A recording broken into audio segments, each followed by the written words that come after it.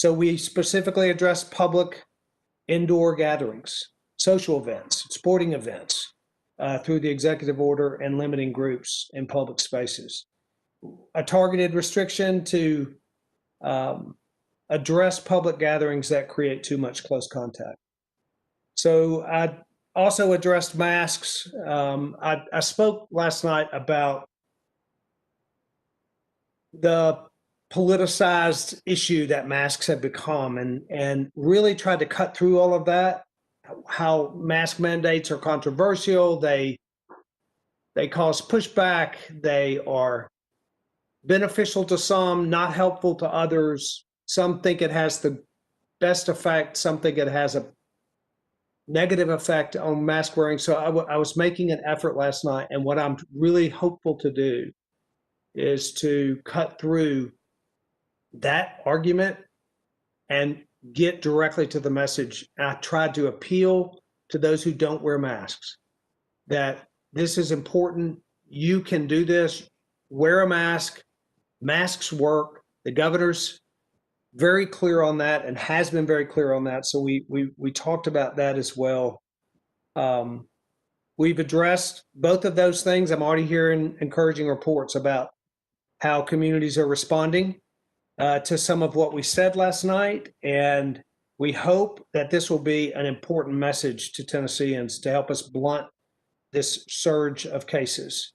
It's going to be very important over the next few weeks that we continue to make this message together, that we continue to harp on these two things.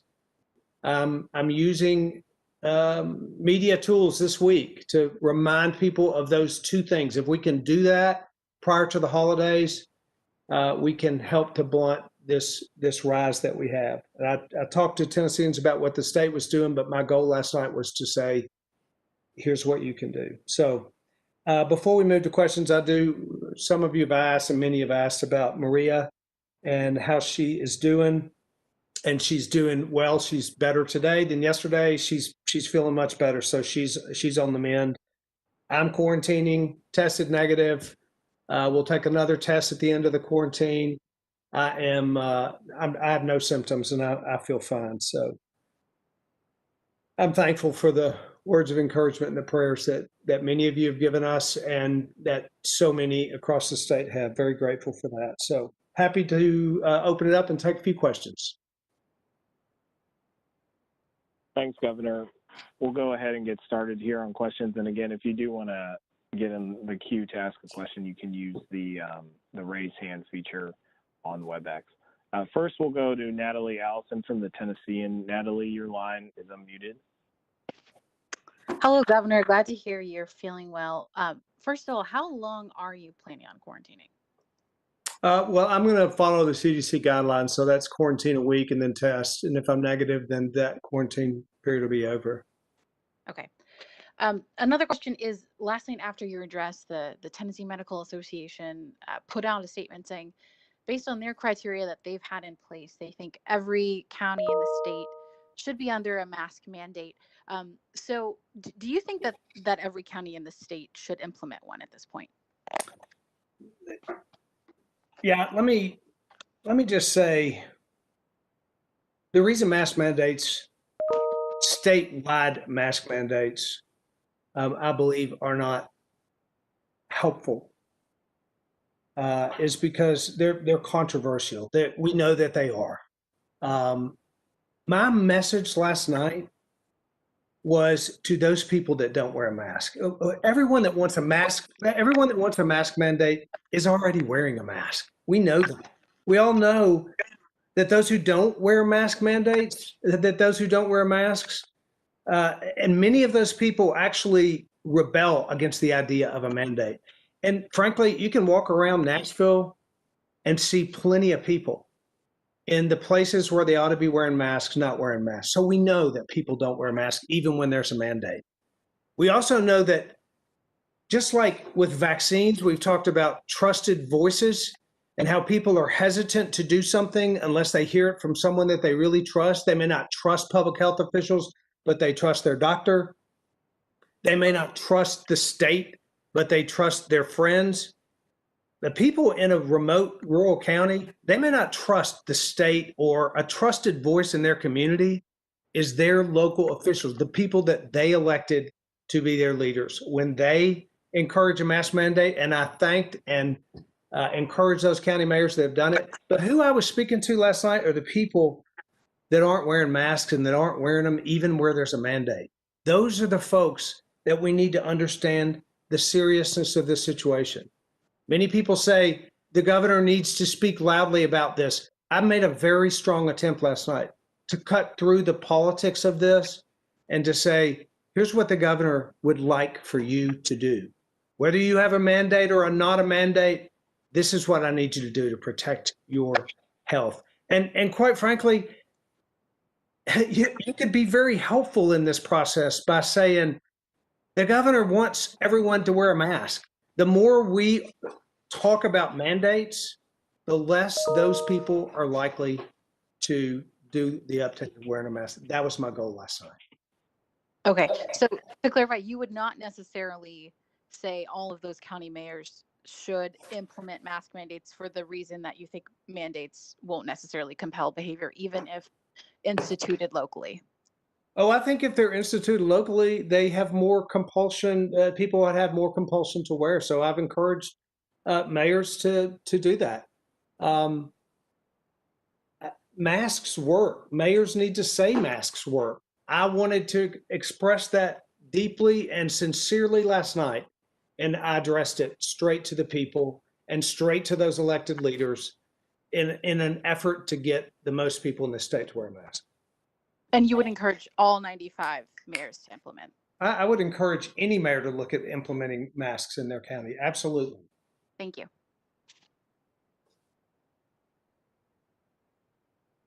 Next, we'll go to Jonathan Mattice from the AP. Jonathan, your line is unmuted. Hi, Governor. Thanks for taking some questions. Wanted to see, have you been able to figure out any contact tracing about potentially where the First Lady got infected, and are there any concerns about other infections with various troopers or other people that are kind of around you guys quite a bit? Well, Maria, I'll tell you, has been very careful and has encouraged me. Even we encourage one another to be very careful about this. No, she doesn't know where she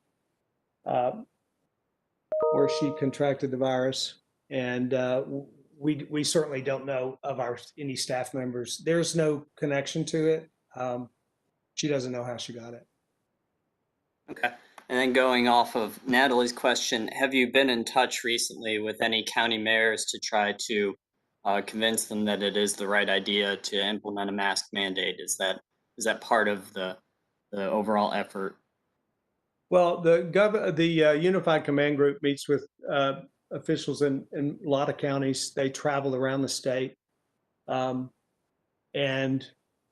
they communicate. They give data to those elected officials. That usually they invite the public health officials, the hospitals in the region, the elected officials, the school boards. It's the reason that, frankly, that we have the vast number of people in the state under a mask mandate. 70% of our population is under a mask requirement by counties. So we do everything we can to show them the seriousness of this. And that's what my message was last night. Masks are an important part of this, and this is a very serious situation, and we all need to be doing it. Thank you.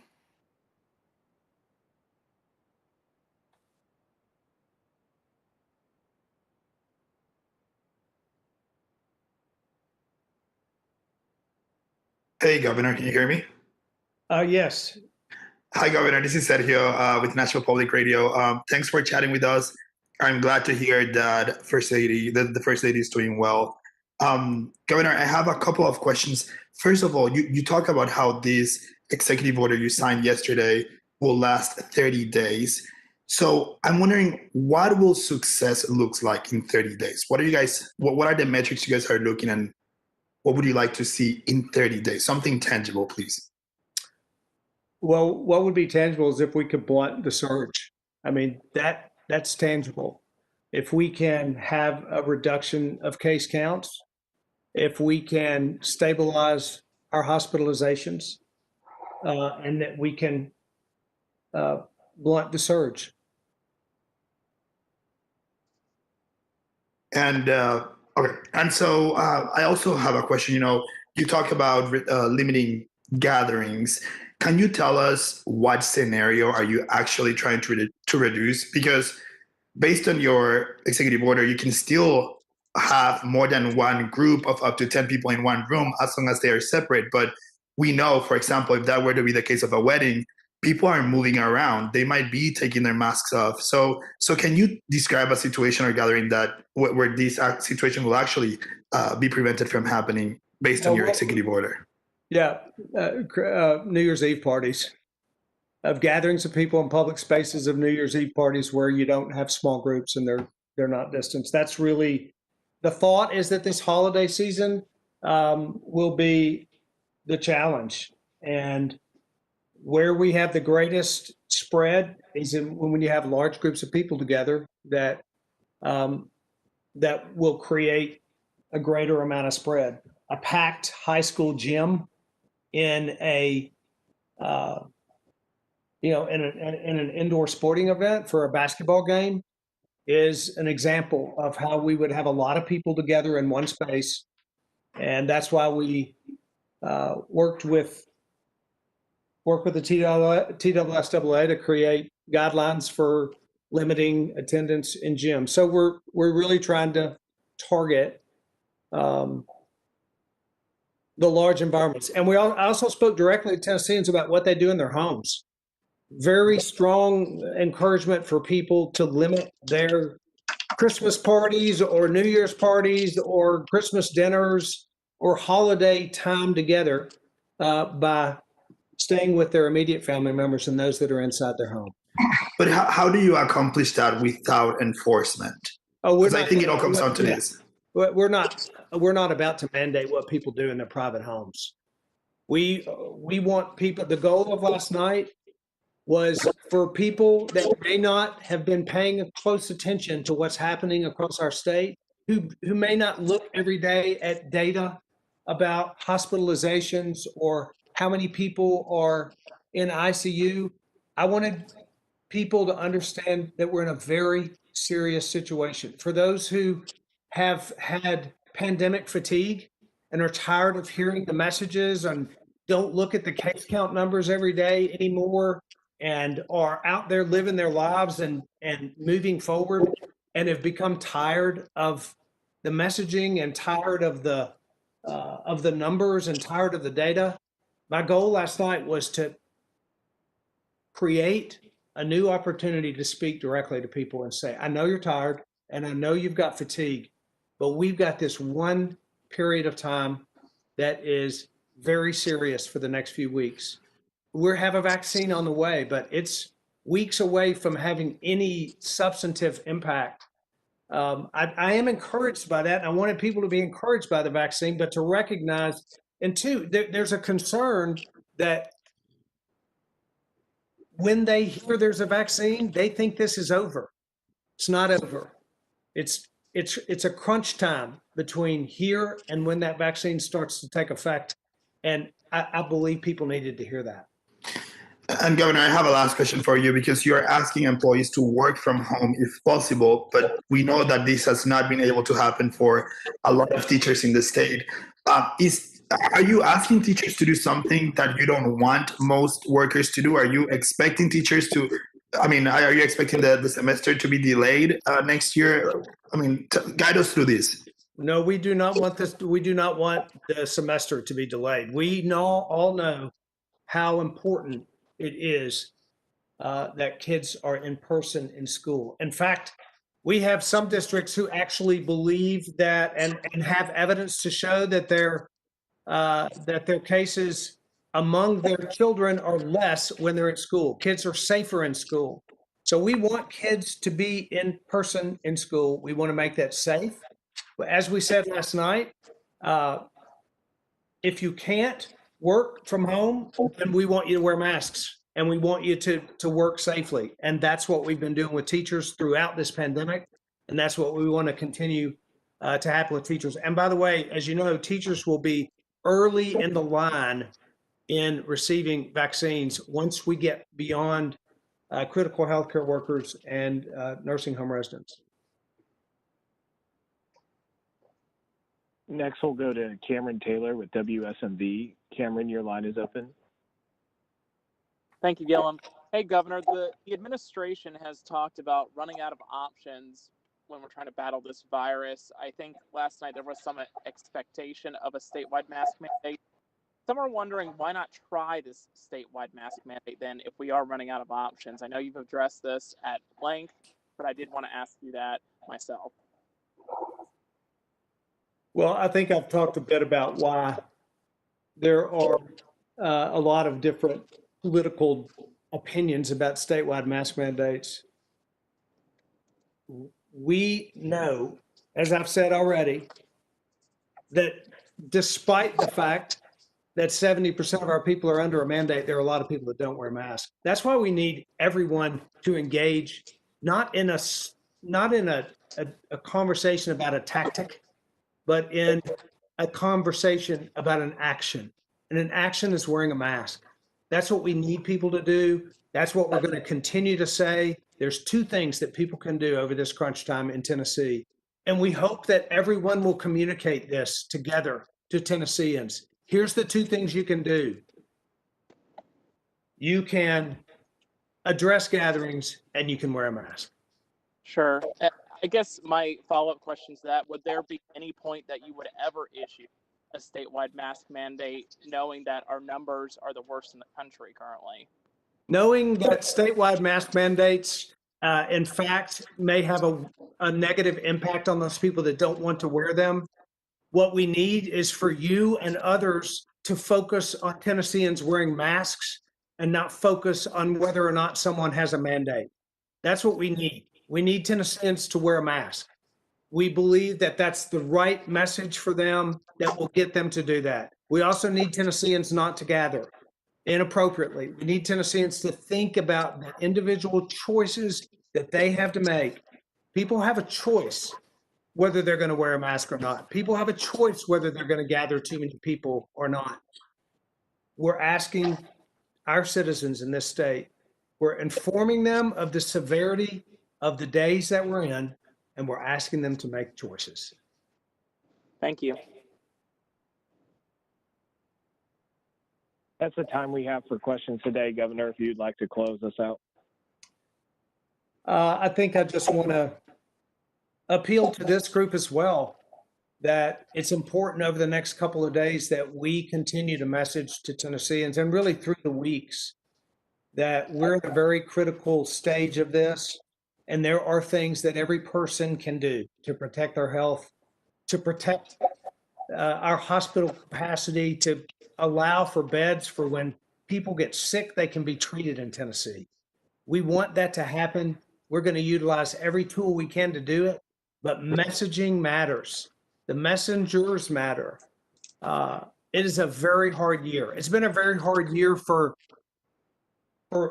people all across the state, but we want to give them something that they can do to address the difficulty that we have.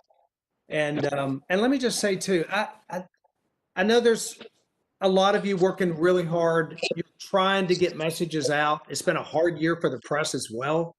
I want to thank you for the role that you play. I've said that in press conferences. I'm saying it today. The role you play, the people hear what you say. And if we can together focus on this message to Tennesseans, I think we can blunt this curve. Together we can do that. We are messengers. I'm a messenger. You're a messenger. People listen and they trust. Let's send this message out to Tennesseans, and we can blunt this and get through it. Thank you all for being on today. Thank you for, again, the role that you play, and we'll continue to work hard to navigate our way through this. Thank you.